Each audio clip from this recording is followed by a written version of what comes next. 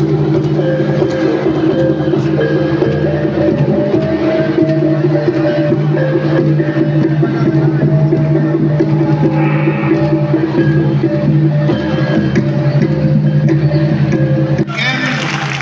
is December 30, 2024.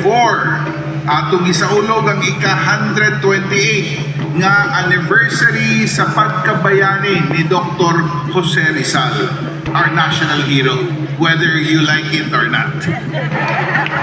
Rizal's life and the sacrifices alang sa nasod usa ka dakong pahinumdom nga ang tinuod nga pagkabayani dili lang sa mga pulong apan sa buhat, kaisog ug walay pagduduha nga pag-alagad sa katawhan. An unwavering commitment to the greater good. Dr. Rizal was a man of extraordinary intellect and heart. A visionary whose dedication to education, reform, and national identity paved the way for our nation's struggle for independence. Ang iyang mga sulat sama sa Noli Me Tangere or sa ganito pag-pronounce ni Sir Daw Tangere, Noli Me Tangere o El Filibusterismo mipukaw sa kasinatian sa mga Pilipino. Mao na ingon nila, no? Nga maoy sinugdan sa atong pakigbisog alang sa kagawasan. His enduring belief that the youth is the hope of our future, usa ka hagit kanato nga hatagan og dakong prioridad ang edukasyon ug ang kaayuhan sa atong kabatanunan. Ang legasiya ni Rizal nagtudlo kanato nga ang tinuod nga kausaban magsukod-sulod sa atong kaugalingon. Pinagi sa integridad, disiplina o pag-alagad. Sa atong pagpasitungog kaniya karong adlaw, let us reflect on how we can embody his ideals in our lives. Let us ask ourselves, nagbuhat ba kita og igo aron matabangan ang mga nanginahanglan? Nagatampo ba kita sa kalamuan sa atong komunidad o nasod? For me, Rizal's teaching have always been a guiding light. Growing up in Iligan City, I drew inspiration from his belief in the power of education and reform. From my humble beginnings at Lanao Chunghua School, formerly Iligan, Lanao Chinese School, Chinese High School, to my journey as your mayor, I have strived to serve with the same dedication and love for our people that Rizal exemplified. Usa sa mga lakang nga magpakita sa atong dedikasyon mao ang serbisyong Iliganon Caravan.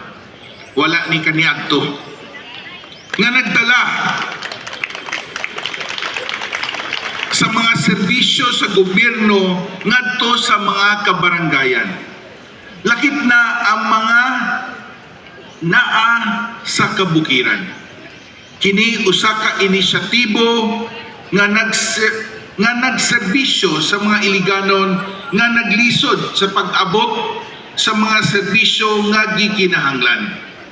Pinagi sa pagdala niini diretso sa ilang pultahan, kini usa ka paningkamot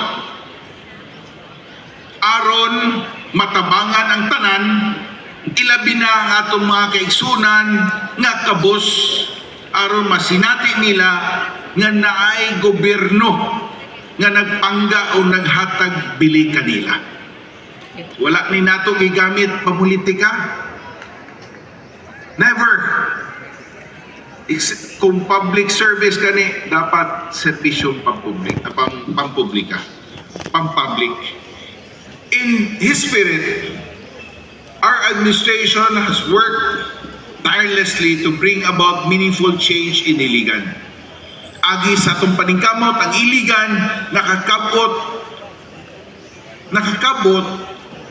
og mga pasidungog sama sa top 3 most improved highly urbanized city in terms of competitiveness. Kaduha, nakabot nato ang seal of good financial housekeeping. Awarded ta sa ARTA.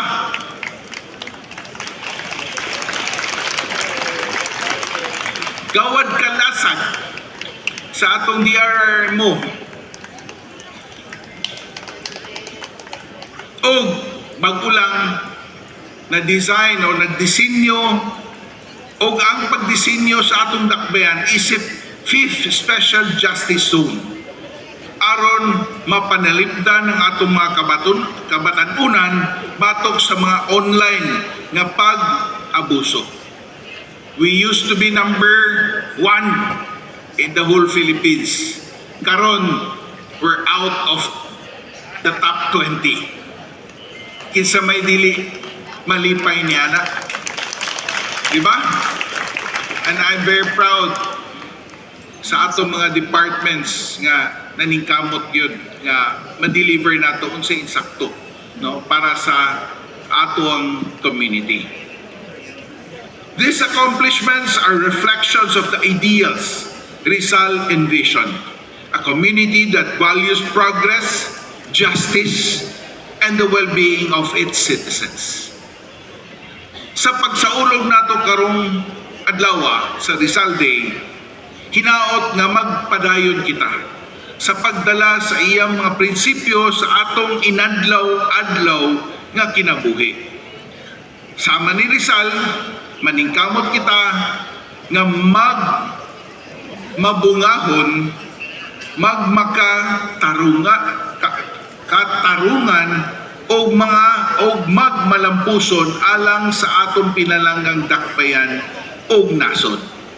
Let us work together to build an Iligan city that mirrors his vision of a nation grounded in freedom, equality, and a hope for the future.